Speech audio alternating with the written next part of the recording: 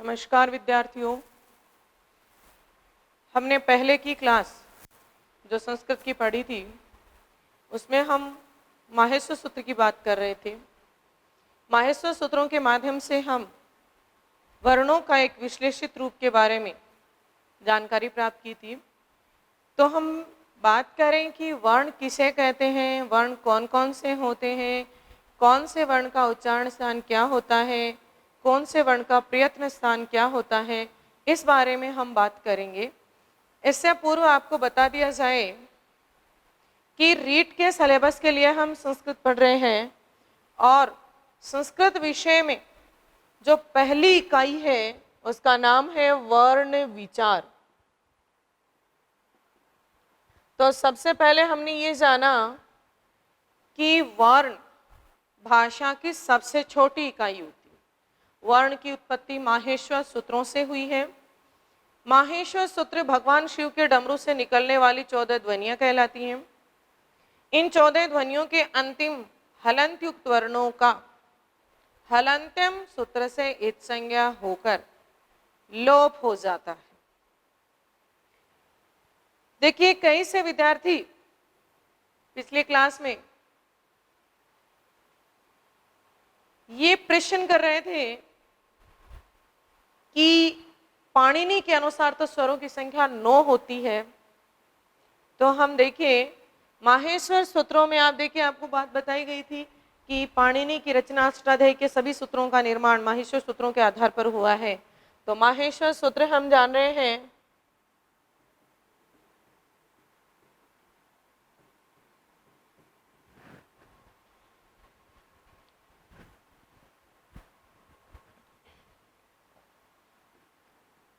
अ ई उ न री री क ए ओ ङ आई औ चे है ये वर ट लण य म ङ न में झ भय घ ढ ध श जय ब ग ड द श ख फ छ ठ थ च ट त व क प य स श स र ह ल। देखिए विद्यार्थियों, इन माहेश्वर सूत्रों को मैं इससे पूर्व की क्लास में भी आपके सामने लिख चुकी हूँ, परंतु आज दोबारा इसलिए लिखा है कि इनके माध्यम से हम ये देखेंगे कि प्रत्याहारों का निर्माण किस तरीके से होता है। और जो आपका एक प्रश्न बार बार कई से विद्यार्थी कर रहे थे कि स्वरों की संख्या कितनी होती है, हम कंफ्यूज हो रहे हैं, 9 होती है या क्या आप 13 बता रहे हैं, कहीं 21 22 होती है, क्या होती है वो बताइए। तो आप ध्यान से देखिए, इन सभी माहेश्वर सूत्रों के अंतिम हलंत युक्त वर्ण का लोप हो जाता है।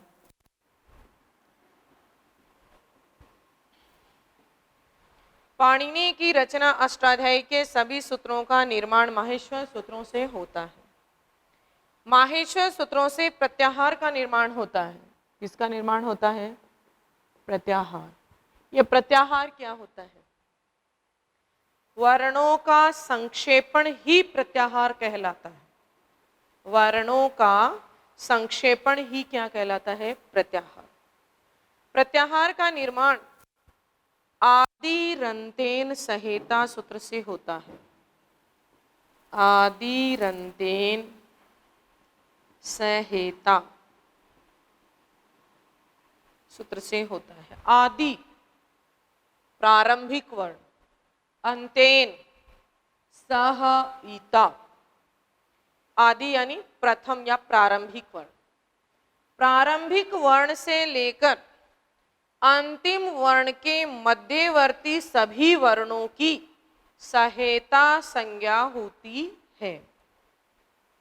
हम रीट के लेवल में जाकर बात करें, बिल्कुल प्रारंभिक अवस्था में हम हिंदी माध्यम से बात करें तो देखिए प्रत्याहार का निर्माण किस तरीके से होता है। प्रथम वर्ण से लेकर अंतिम वर्ण के मध्य में आने वाले सभी वर्णों को साथ लिखा जाता है। प्रत्याहारों की संख्या पाणिनि के अनुसार 42 होती है तथा भट्टोजी दीक्षित की रचना सिद्धांत कौमुदी के अनुसार प्रत्याहारों की संख्या 44 होती है। तो देखिए प्रत्याहार का निर्माण किस तरीके से होता है। जैसे हमारे सामने प्रत्याहार है अण प्रत्याहार। इस अण प्रत्याहार का निर्माण किस तरीके से होगा, हम किस सूत्र से जानेंगे, आदिरंतेन सहेता। आदि प्रथम वर्ण, अंतेन अंतिम वर्ण, प्रथम वर्ण से लेकर अंतिम वर्ण के मध्यवर्ती वर्णों को साथ में लिखना ही सहेता होती है। देखिए माहेश्वर सूत्र आपके सामने, माहेश्वर सूत्रों में ए वर्ण ये रहा। अब ए से अपने को ए के बाद में आने वाले सारे वर्णों को लिखना है कहां तक, ण तक। तो देखिए अ ई उ ण, ण का क्या हो जाता है, लोप, और न अंतिम वर्ण है, अ प्रथम वर्ण है। इनके मध्य में आने वाले यानी अण प्रत्याहार में कौन कौन से वर्ण होते हैं, अ ई उ। तो ध्यान रहे पिछली क्लास में एक प्रश्न किया छात्रों ने कि मैंने बताया कि इन माहेश्वर सूत्रों में ह वर्ण की पुनरावृत्ति हुई है, ये रहा है वर्ण, और मैंने कहा और किसी वर्ण की पुनरावृत्ति नहीं हुई है। तो कई छात्र प्रश्न कर रहे थे कि ण की भी तो पुनरावृत्ति हो रही है। देखिए तो आप ध्यान रहे क्योंकि उस क्लास में मैंने बहुत अच्छी तरह से आपको ये बात क्लियर की थी कि सभी अंतिम वर्णों का लोप हो जाता है। इस न का लोप हो चुका, न वर्ण की गिनती में नहीं आता है, वर्ण की गिनती में तो ये न आता है जो एक ही बार आया है। यानी हम ये कह सकते हैं कि वास्तव में माहेश्वर सूत्रों में है के अलावा और कोई वर्ण नहीं है जिसकी पुनरावृत्ति हुई है। ण की पुनरावृत्ति नहीं हुई है, ण तो हलंत युक्त वर्ण है। तो देखिए प्रत्याहार ए ई उ, हम किसी भी प्रत्याहार का इस सूत्र से निर्माण कर सकते हैं। हमारे सामने प्रत्याहार आता है अच, क्या आता है, अच। ए से लेकर च के मध्य जितने भी वर्ण होते हैं उन सबको साथ में लिखा जाता है। देखिए ए, अ ई उ, ण का क्या हो गया, लोप, री ली के का क्या हो गया, लोप, ए ओ ङ का हो गया लोप, आई आउ च तक हमें रुकना है। तो आज प्रत्याहार में कौन कौन से वर्ण आ जाते हैं, अ ई उ री ली ए ओ आई औ, यानी सारे के सारे स्वर। अच प्रत्याहार में सारे के सारे स्वर आ जाते हैं। और वो आपका प्रश्न कौन सा कि वर्ण स्वर कितने होते हैं। हमने तो स्वर 9 पढ़े पाणिनि के, आपने नहीं, वास्तव में ही 100 होते हैं, 9 होते हैं, वास्तव में ही 9 होते हैं। कौन कौन से, ए ई उ री ली ए ओ आई औ। ए का समान वर्ण होता है आ, ई का समान होता है दीर्घ ई, उ का समान होता है दीर्घ उ, और री का समान होता है दीर्घ री। मूल स्वर समान स्वर, ये पूरा वर्गीकरण हम वर्ण विचार में पढ़ेंगे। अभी देखेंगे इसी क्लास में कि 9 वास्तव में स्वरों की संख्या 9 ही होती है। ये तो मात्रा के आधार पर इनका विभाजन किया जाता है। ह्रस्व, दीर्घ, प्लुत मात्राओं के आधार पर इनका अलग अलग रूप में विभाजन किया जाता है। तो प्रत्याहार की संख्या कितनी होती है? 42। और कुल प्रत्याहार कितने होते हैं? 44।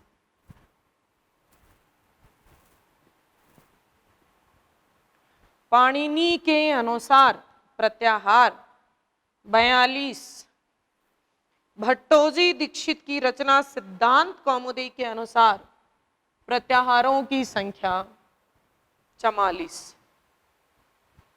देखिए, आण, आको, आचे, इक, एंग, आइच, एच, ये क्या है? प्रत्याहार। अब देखिए आप, यण, यम, जश, हश, अण। सूत्र कौन सा था? आदिरंतेन सहेता।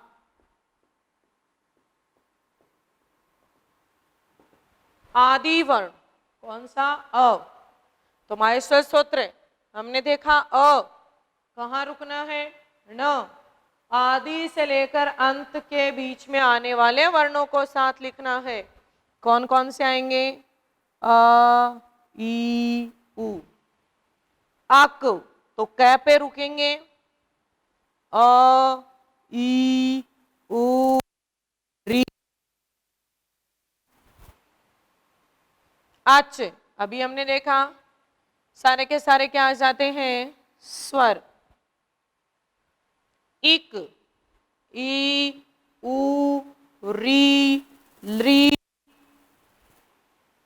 एंग, ए, ओ, आई, औ। आइच, आई, औ। एच, ए, ओ, आई। देखिए एंग, एंग में आते हैं ए, ओ, ङ। तो ए और ओ वर्ण आते हैं गुण वर्ण जिनको बोलते हैं।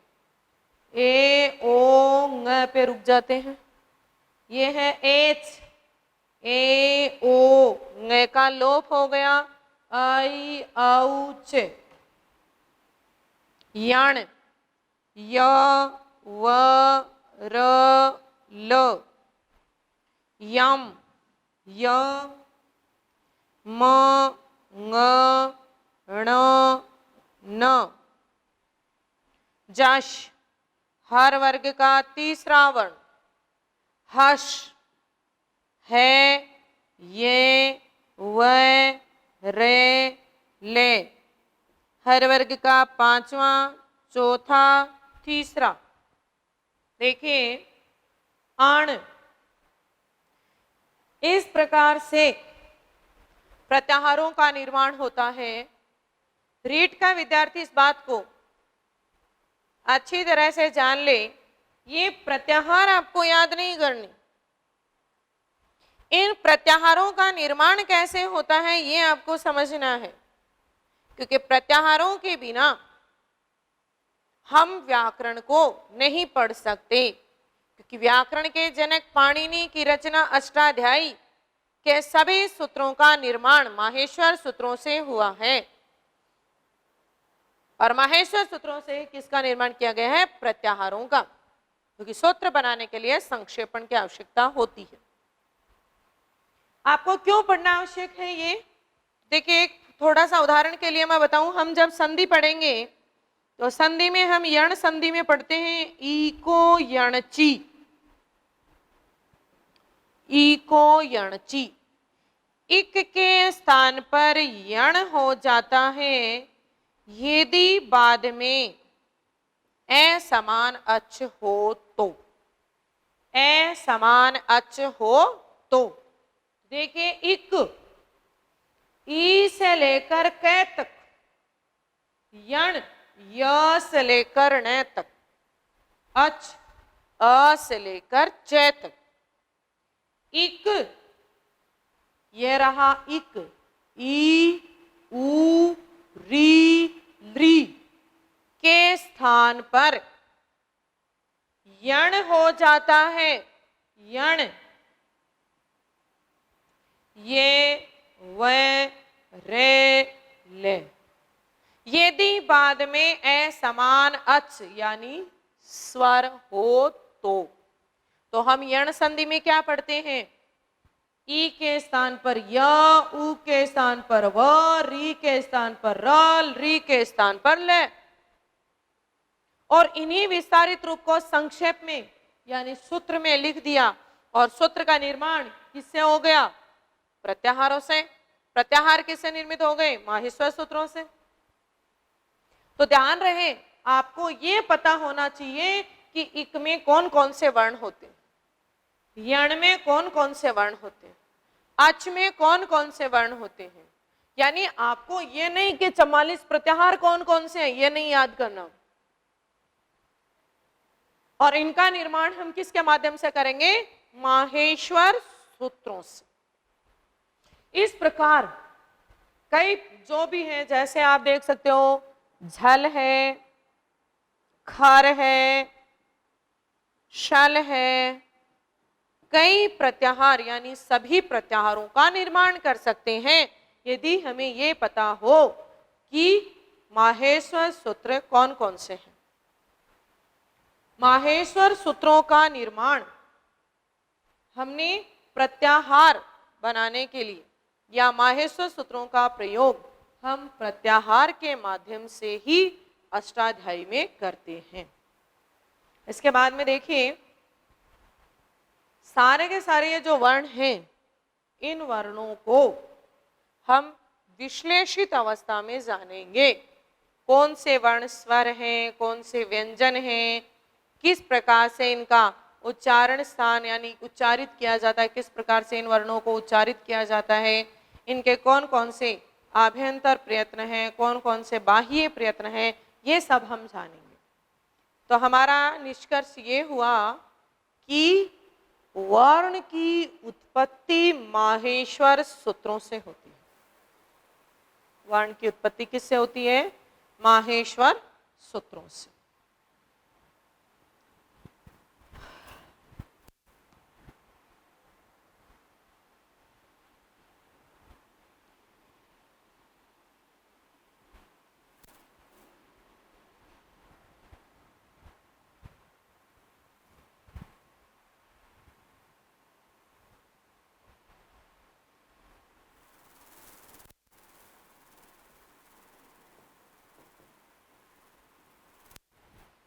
वर्ण विचार। वर्ण वर्ण भाषा की सबसे छोटी इकाई होती, जिसका और अधिक कोई विभाजन नहीं होता। वर्ण की परिभाषा क्या होती है? ध्वन्यः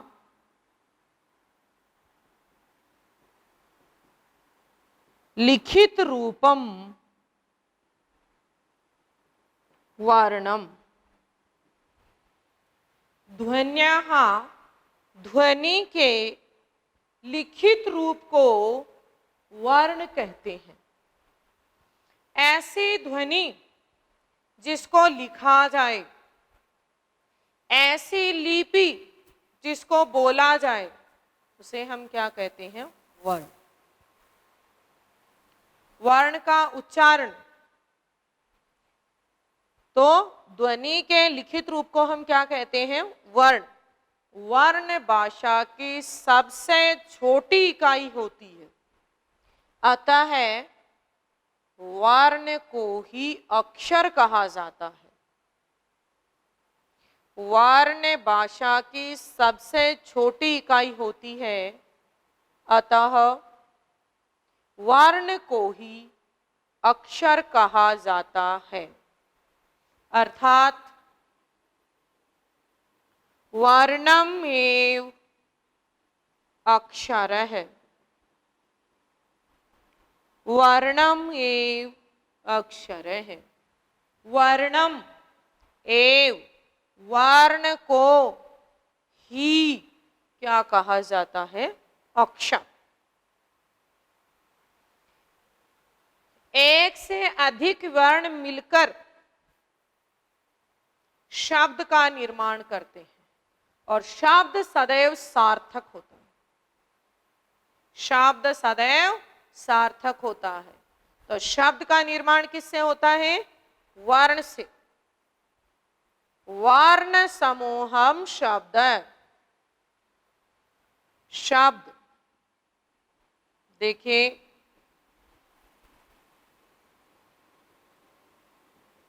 वर्ण समूहम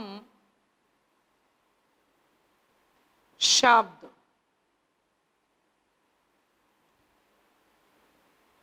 वर्ण के समूह को क्या कहते हैं? शब्द। और शब्द से किसका निर्माण किया जाता है? पद का। सुप्तिङन्तम पदम, सुप्तिङन्तम पदम। देखिए, शब्द के सुप और तिंग प्रत्यय लग जाएं तो किसका निर्माण होता है? पद का। पद से निर्माण होता है वाक्य का। पद से किसका निर्माण होता है? वाक्य का। पद समूहम वाक्यम।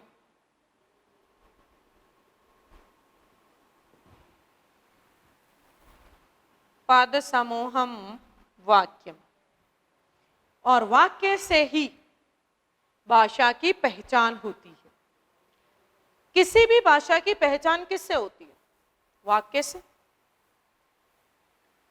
यदि हमारे सामने कोई बात कर रहा है तो हम उसका वाक्य सुनकर बता सकते हैं कि ये कौन सी भाषा में बात कर रहा है।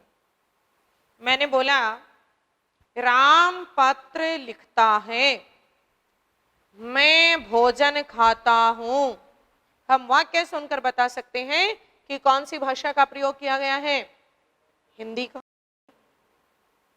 इसी वाक्य को मैं बोलूं अहम भोजनम खादामि, रामः पत्रम लिखती।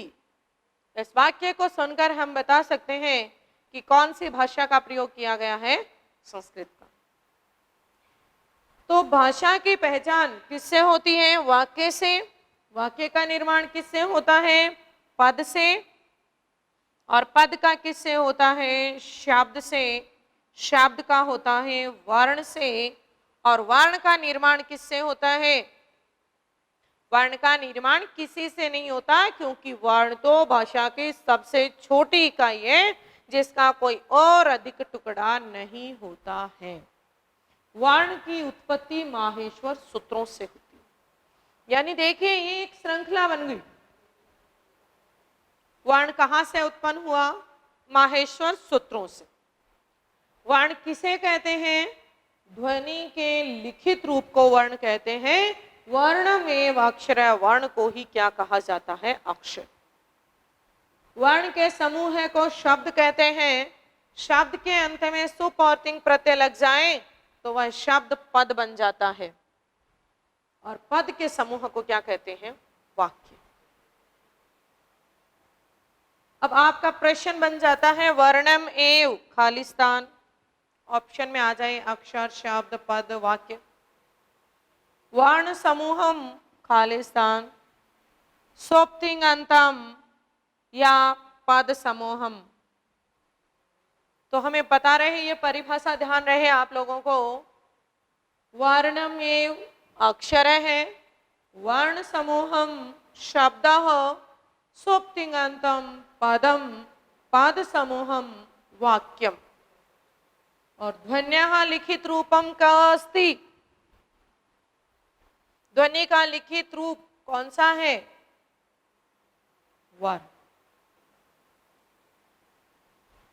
अब हम ये देखें कि ये वर्ण, ये तो जान लिया हमने कि भाषा की सबसे छोटी इकाई है और वर्ण का कोई और अधिक विभाजन नहीं होता, इसी कारण वर्ण को क्या कहा जाता है? अक्षर। वर्ण के क्या कितने प्रकार होते हैं? तो वर्ण के कितने प्रकार होते हैं? 2। कौन कौन से? एक होता है स्वर, दूसरा होता है व्यंजन। अब हम जानेंगे स्वर कौन कौन से हैं और व्यंजन कौन कौन से वर्ण होते हैं।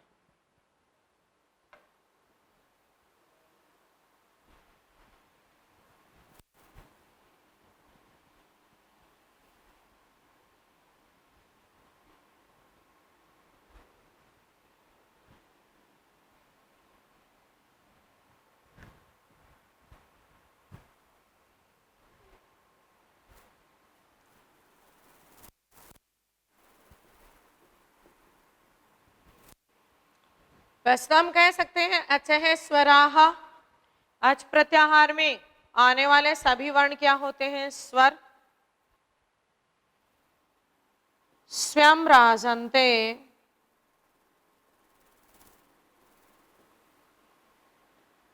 इति स्वराः। जिन वर्णों का उच्चारण स्वतंत्र रूप से किया जाता है, जिन वर्णों का उच्चारण स्वतंत्र रूप से किया जाता है, जो स्वयं पर आश्रित हैं, उन्हें हम क्या कहते हैं? स्वर। एच प्रत्याहार में आने वाले सभी वर्ण स्वर होते हैं। स्वरों की संख्या 13 होती है। अभी ये 13 और 9 अभी हम देखेंगे प्रश्न का निर्माण करके, क्योंकि 4 समान स्वर इनमें जोड़ दिए जाते हैं। 9 में 4 जोड़ते हैं तो कितने हो जाते हैं? 13। देखिए 13 कौन कौन से हैं?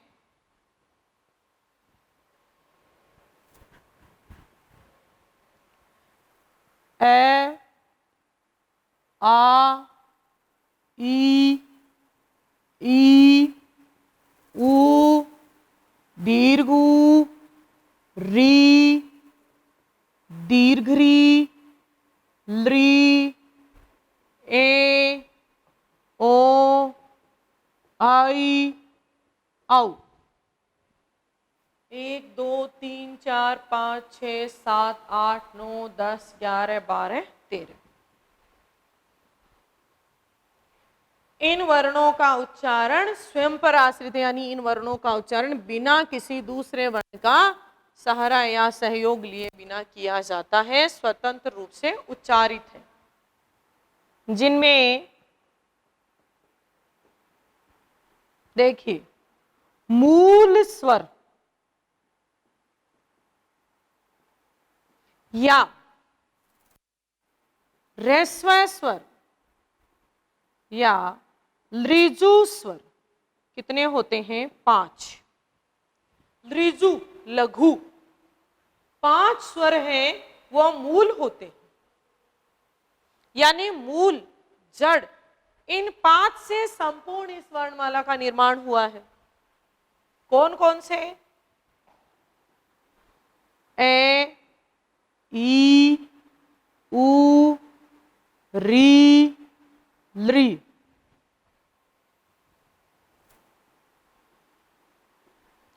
दीर्घ स्वर कितने होते हैं? 8।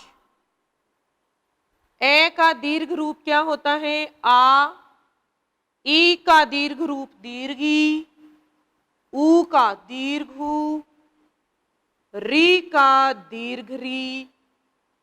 लृ का कभी कोई दीर्घ नहीं होता है। ए, ओ, आई, औ। 5 होते हैं लघु और 8 होते हैं दीर्घ। 8 और 5 13। देखो, अ, ई, उ, री, ली। 1, 2, 3, 4, 5।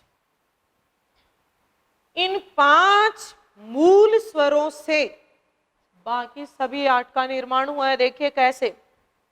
इस ए को दुगने समय में उच्चारित किया जाए तो बोलेंगे आ, ई को ई, ऊ को ऊ, री को री। तो ए मूल है और उच्चारण काल को क्या कहते हैं? मात्रा। तो दीर्घ मात्रा क्या हो जाएगी? आ। ई से क्या बन गया? ई। ऊ से बना ऊ, री से बना री। देखिए, ए और ई मिलकर क्या बनता है? ए। अ और ऊ मिलकर क्या बनता है? ओ। ए का वृद्धि रूप क्या होता है? ऐ। ए का वृद्धि रूप क्या होता है? ऐ। ओ का वृद्धि रूप क्या होता है? औ। तो देखिए, अ, उ, ओ। ए और ई, ए और ए, ऐ। ए और ओ, औ। यानी इन चारों का निर्माण भी आप देख सकते हो मूल स्वरों से हुआ है। ए, ई, उ, ये वृद्धि रूप हो गया और ए मिलकर क्या होता है? ऐ। ए और ओ मिलकर क्या होता है? औ। तो ये बात हम आसानी से कह सकते हैं कि मूल स्वर कितने होते हैं? 5। इन चारों का क्या नाम दिया जाएगा? संयुक्त स्वर। संयुक्त स्वर कितने होते हैं? 4। कौन कौन से? ए, ओ, आई, औ। फिर देखिए, समान स्वर या सवर्ण स्वर या सजातीय स्वर कितने होते हैं? 4। कौन कौन से? ए, आ समान होंगे, ई समान होंगे, ऊ समान होंगे, री और री समान होंगे। ए कहने का मतलब समान सवर्ण। एक को लिख दिया जाए तो दूसरे का प्रयोग उच्चारण काल से किया जा सकता है। उच्चारण की लगने वाले समय के आधार पर किया जा सकता है, मात्रा के आधार पर किया जा सकता है। तो ए, आ, ई, ऊ, री, री, इन समान स्वरों को यदि हम 4 गिनते हैं तो स्वर कितने हो जाएंगे? 9। और यदि इनको उच्चारण काल के आधार पर रेसो और दीर्घ दोनों को गिनते हैं तो कितने हो जाएंगे? 13। इसके बाद बचता है अयोग वाहे स्वर।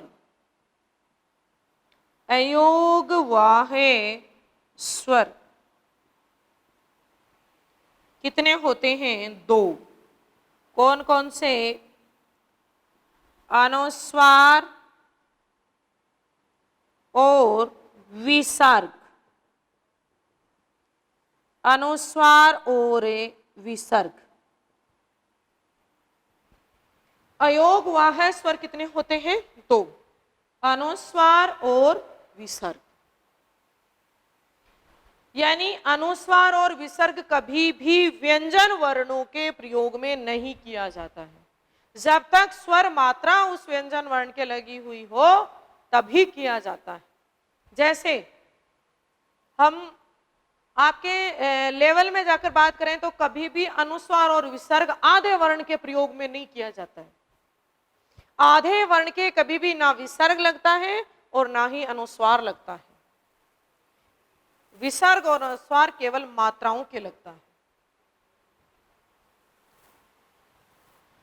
मूल स्वर, ह्रस्व या लघु स्वर 5, ए ई उ री री।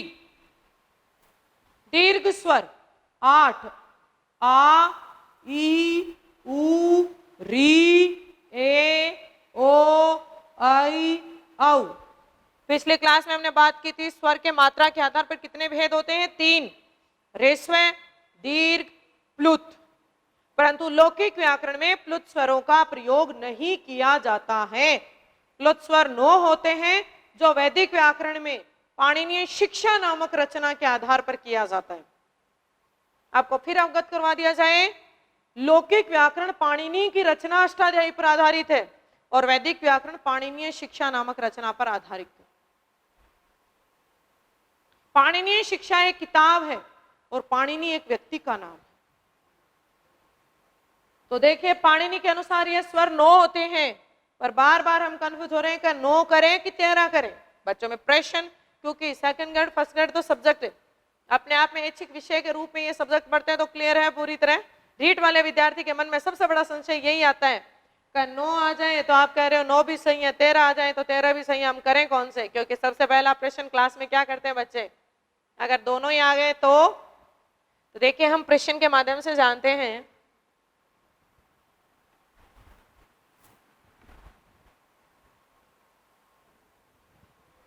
प्रश्न बनाते हैं हम, स्वराः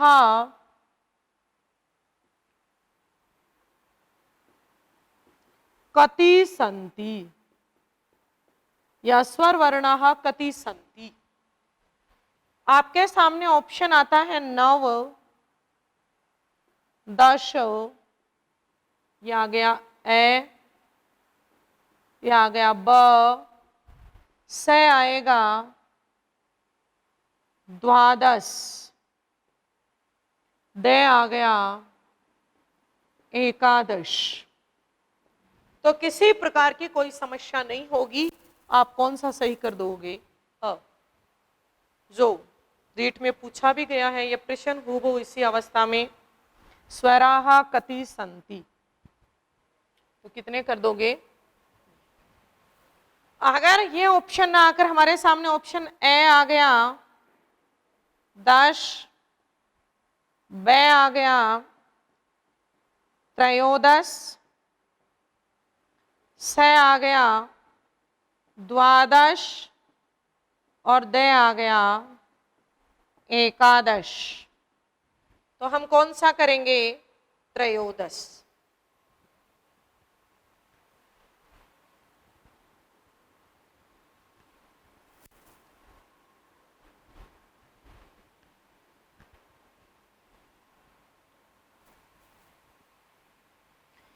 अगर समस्या तो ये हो गई, हमारे सामने ऑप्शन आ गया 9, ब आ गया 13,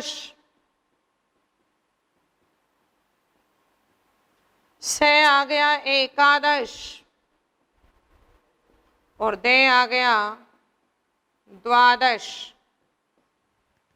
यानी ऐसे स्थिति में हमें पता है स्वर 10 भी नहीं होते, 11 भी नहीं होते, 12 भी नहीं होते, 11 भी नहीं होते, क्योंकि 11 हिंदी में होते हैं। हिंदी में दीर्घ री और री नहीं होते, तो हमें कोई संशय नहीं है हम कौन सा करेंगे? 9। ये रीट में प्रश्न पूछ लिया गया है। अगर ऐसी स्थिति आती है, ये सेकंड ग्रेड में पूछा हुआ प्रश्न है, इसमें कितने हैं? 13, क्योंकि 10 भी नहीं होते, 11 भी नहीं होते, 12 भी नहीं होते। समस्या तो तब हो जाती है कि 9 भी आ गए और 13 भी आ गए, तो सही कौन सा होगा? बिना कोई संशय के कौन सा होगा? 9, क्योंकि इसमें दोनों सही नहीं है, क्योंकि ये 4 क्या हैं? समान स्वर। 4 क्या वर्ण है? समान स्वर।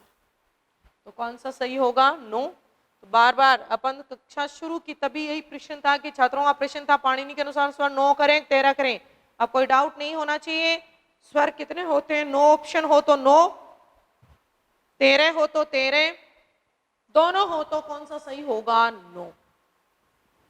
क्योंकि तो ये जो 4 होते हैं ये समान स्वर होते हैं। तो हमने एक बिंदु जाना स्वर, स्वर कितने होते हैं? 9। समान स्वरों को गिने तो 13। 9 और 13 दोनों ही ऑप्शन हो तो कौन से होंगे? 9। स्वयं राजन्ते इति स्वराः, जिन वर्णों का उच्चारण स्वतंत्र रूप से किया जाए वे स्वर कहलाते हैं। और मूल स्वर, ह्रस्व स्वर, लघु स्वर 5 होते हैं, ए ई उ री री। दीर्घ स्वर 8 होते हैं, आ, दीर्घी, दीर्घु, दीर्घरी, ए, ओ, आई, औ। संयुक्त स्वर 4 होते हैं, ए और ई का मेल होता है ए और उ का मेल होता है ओ, ए का वृद्धि ऐ, ओ का वृद्धि औ। समान स्वर 4 होते हैं, ए आ समान होता है, ई समान होता है, उ समान होता है, री और री समान होता है। ए योग वाह स्वर, पिछले क्लास में हमने देखा कुल योग वाह वर्णों की संख्या कितनी होती है? 4। कौन कौन से? अनुस्वार, विसर्ग, उपद, मानीय, जिह्वा, मूल्य। उन चारों में से अनुस्वार और विसर्ग का प्रयोग केवल स्वर वर्णों में ही किया जाता है। देखिए के ये व्यंजन है, हलंत युक्त वर्ण को आप समझो तो आधा वर्ण, इसके कभी भी अनुस्वार नहीं लग सकता और कभी भी विसर्ग नहीं लगता है। परंतु इसी क में यदि ए की मात्रा लगा दी जाए तो हम लगा सकते हैं कह, हम लगा सकते हैं कंग। तो अनुस्वार और विसर्ग कैसे होते हैं? अयोग वाह स्वर। दूसरा बिंदु हम समझते हैं व्यंजन वर्ण। व्यंजन वर्ण